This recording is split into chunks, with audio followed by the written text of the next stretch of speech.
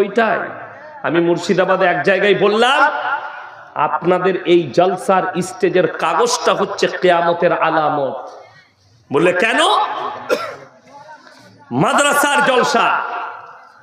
একটা মূর্খ যে জীবনে মাদ্রাসায় মুখ দেখেনি, একটা ইবারত পড়তে পারবে না, আরবি কোরআন শুদ্ধ পড়তে পারবে না, সে হচ্ছে প্রধান বক্তা, আর যতগুলো মৌলবি আছে তারা সব নিচেই।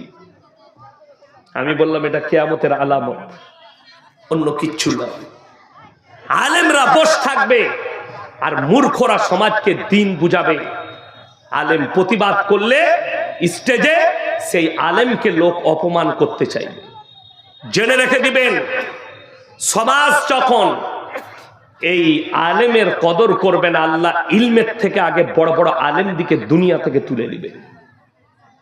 এটা কিয়ামতের আলামত।